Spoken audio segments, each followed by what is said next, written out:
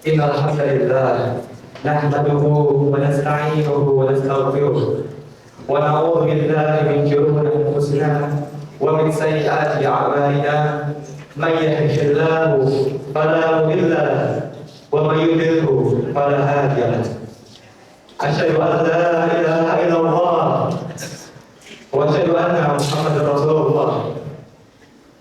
Allahumma shalli ala Muhammad wa ala ali Muhammad.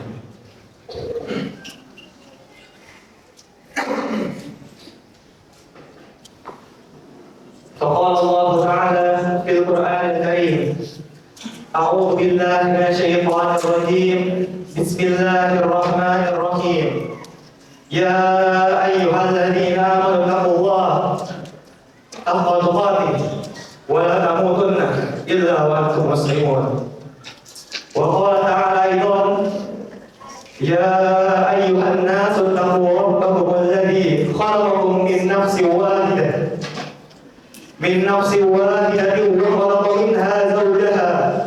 وخلق منها زوجها وبث منهما رجالا كثيرا ونساء واتقوا الله الذي تساءلون به والأرحام إن الله كان عليكم رقيبا.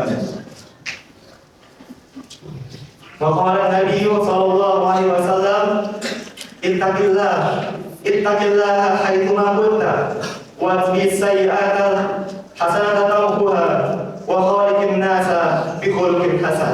أما بعد. Ma'asyiral muslimin, jamaah salat Jumat yang dirahmati Allah.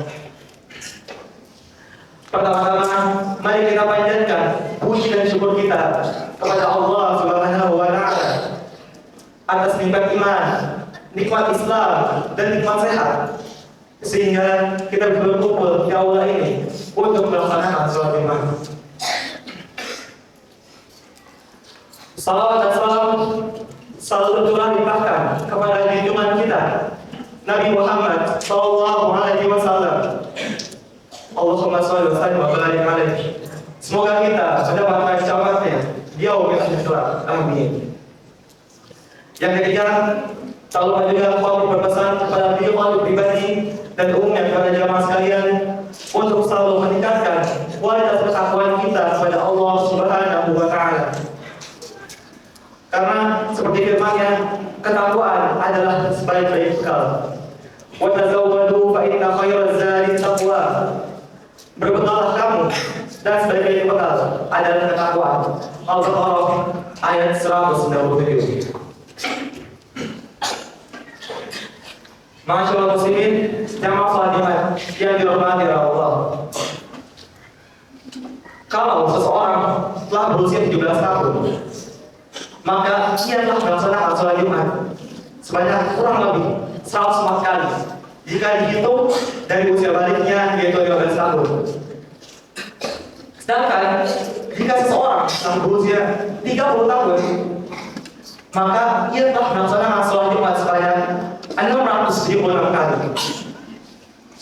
Selain itu, jika seseorang telah berusia 40 tahun pada usia kenabian, maka ia telah melaksanakan sholat Jumat setidaknya 1196 kali. Maka dari itu, semoga Jumat kita kali ini adalah Jumat terbaik yang pernah kita lalui semuanya untuk kita. Amin.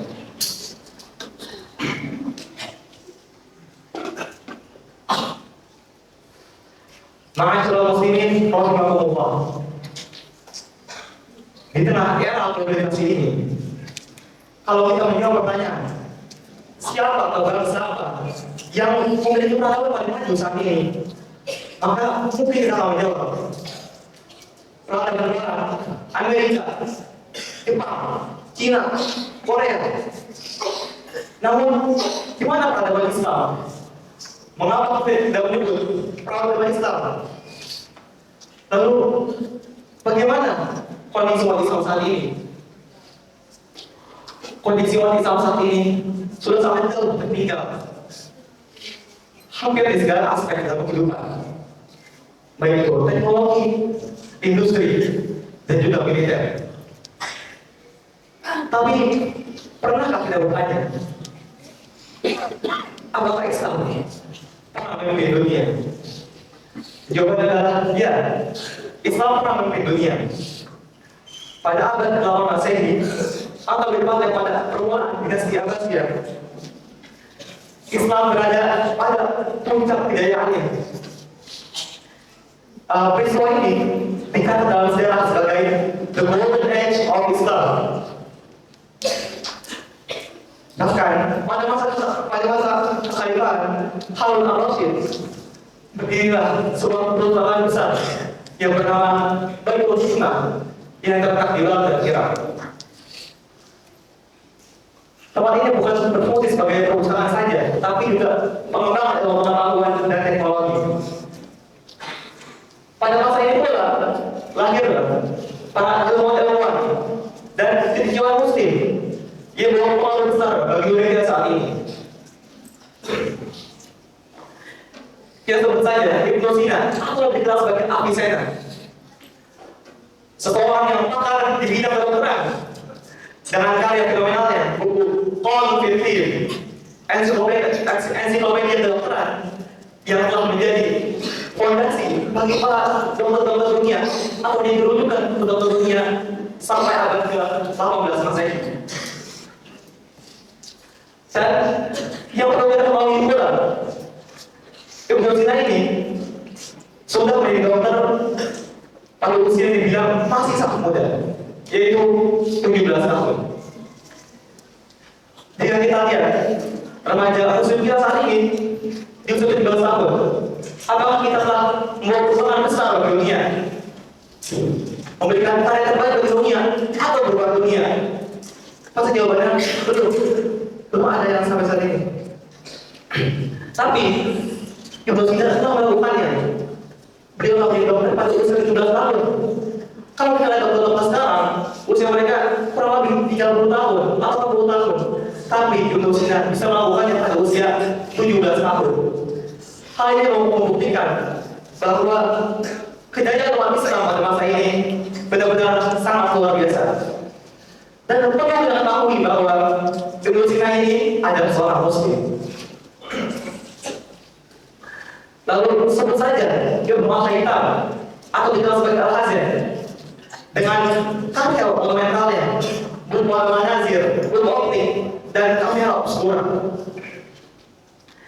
Jadi mungkin ilmu optik yang dulu kita yakini bahwa ilmu ini berasal dari perkembangan barat, Barat khususnya atau negara-negara lain. Tapi ternyata yang betul pertama kali terkait dengan lensa atau optik ini adalah Ibnu Sina, adalah Ibnu Al-Haytham. Mikroskop yang mungkin kita gunakan di pipa, yang kalau di buku literatur sekarang, mungkin mereka kalau itu Zacharias Janssen, seorang ahli optik dari Belanda. Tapi sebenarnya 1000 tahun dahulu Ibnu Al-Haytham telah menemukannya.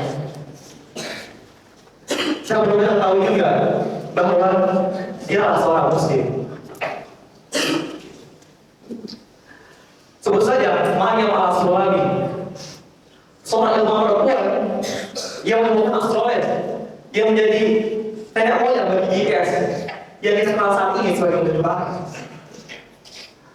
Sebut saja Al-Khawarizmi, seorang yang dikenal sebagai Bapak Al-Jabar atau penemuan kanal yang membantu kehidupan kita.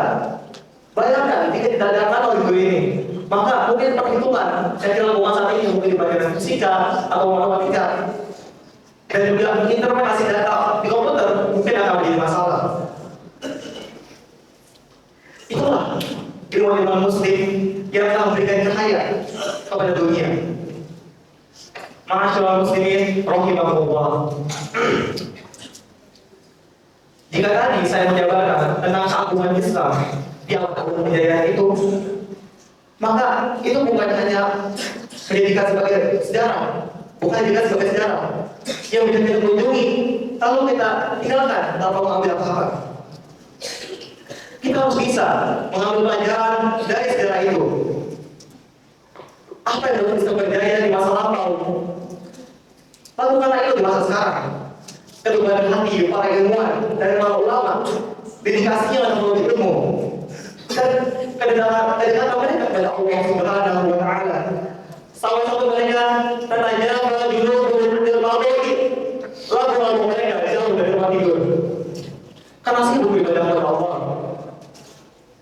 Lalu apa yang buat kesal di masa lalu? Maka perbaikilah itu sekarang. Perpecahan antar umat, kelalaian dalam beribadah menurut ilmu, perbaikilah itu di masa sekarang. Agar hal itu tidak terulang lagi. Sekarang itu adalah cermin menunjukkan bagaimana sebuah umat bisa memimpin dunia dengan ilmu, adab, dan iman. Dan teori itu berkata pada kita hari ini, siapa yang akan menghadirkan cahaya itu? Bangkitlah wahai pemuda, tunjukkan bahwa iman tidak bertentangan dengan kemajuan, bahwa teknologi bisa lahir dari tauhid, bahwa ilmu pengetahuan adalah bentuk ibadah yang sunyi. Dia hanya bangga dari ilmu kita. Jadilah ilmu kita selanjutnya yang melahirkan amal baru, teori baru. Dia hanya menghafal tentang Tahawarizmi. Jadilah mereka yang menulis rumus-rumus baru. Karena peradaban tidak hanya lahir dari bintang agung, tetapi ia lahir dari keputusan sederhana. Saya ingin bermanfaat. Khairul nas anfa'uhum linnas. Sebaik manusia adalah yang paling bermanfaat bagi manusia. Hadis riwayat Ahmad.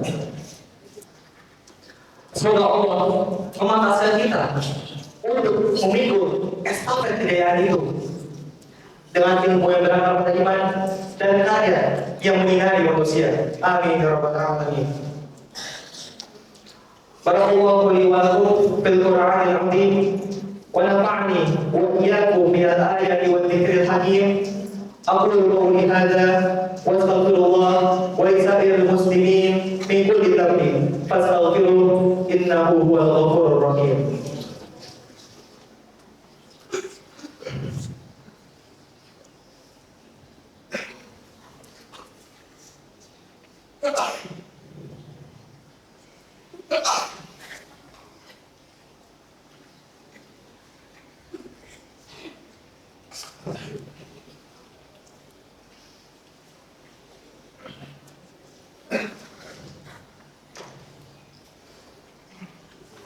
Alhamdulillahilladzi ja'ala qalam al-kitabah wal kitabah lil qira'ah wal qira'ah lil ma'rifah wal ma'rifah ila Allah wahdahu.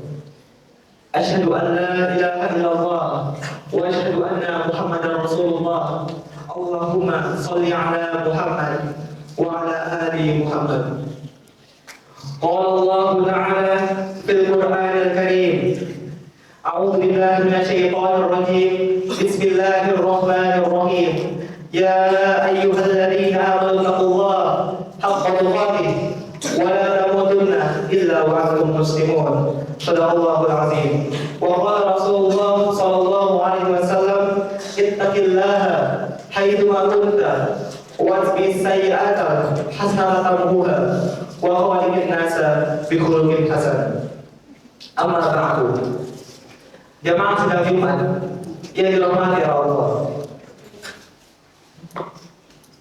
Pada kesempatan khutbah yang kedua ini, khotib ingin mengingatkan, marilah kita terus meningkatkan semangat kita dalam beribadah kepada Allah dan juga dalam menuntut ilmu, agar kita bisa meraih kembali kejayaan Islam yang dulu pernah runtuh. Di akhir khutbah kedua ini, marilah kita sama-sama tundukkan hati kita, kepala kita untuk bermunajat kepada Allah Subhanahu wa Ta'ala.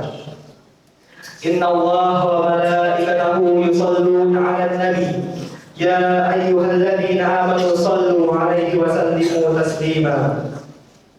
Allahumma ighfir lil muslimina wal muslimat wal mu'minina wal mu'minat al-ahya'i minhum wal amwat. Innaka sami'un qaribun mujibud da'wat. Ya qadiyal hajat, Rabbana la tuzigh qulubana ba'da idh hadaytana wa hab lana min ladunka rahmah innaka antal wahhab. Rabbana hab lana min azwajina وذرياتنا قرة أعين واجعلنا للمتقين إماما. اللهم انصر إخواننا المسلمين والمجاهدين في فلسطين، في غزة، في كل مكان وفي كل زمان. ربنا آتنا في الدنيا حسنة وفي الآخرة حسنة وقنا عذاب النار. سبحان ربك رب العزة عما يصفون